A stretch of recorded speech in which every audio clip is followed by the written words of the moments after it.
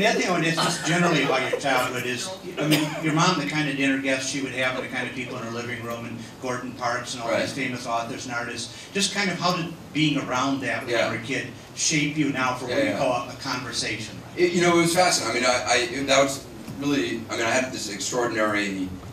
as a childhood, access to remarkable people. I mean, I remember there's actually a photograph that was in the New York Times, like in 1973 or something, of me shaking hands with Charlie Chaplin, and it was the first time he'd returned from exile before he got the special Oscar, and my parents gave him a party in New York. And I, of course, for weeks they'd been showing me old Charlie Chaplin films, so I expected like the Little Tramp to come in the house, and you know, at that point he was a very elderly man, and so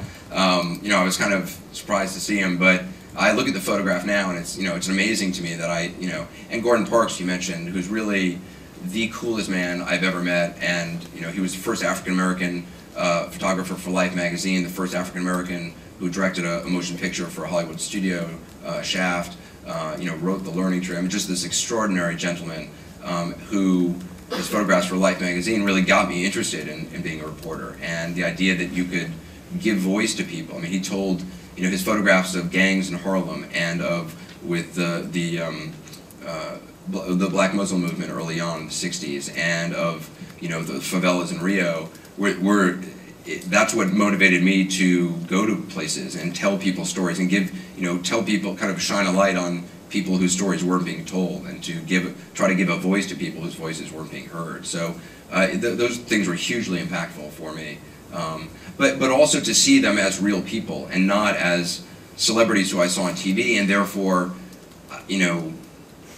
there was no kind of mystery to them. I mean, I think, you know, I think a lot of people now grow up, you see these people on TV and you think you want to be like them, but when you actually meet them, I mean, you all know what it's like. You meet celebrities all the time. It's kind of disappointing, you know. It's like you realize, oh my God, they're just as desperate as everybody else, and they're like, especially like people on TV or movies, they're like looking around to see like what more famous, more better paid person is about to come in the room and take their thunder. So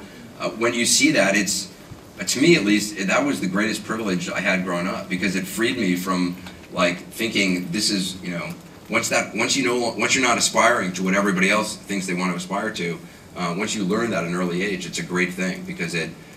frees you to kind of just pursue what you're really passionate about and interested in. And the irony is, by doing that, you actually can get some attention and you know, some success, however you define it.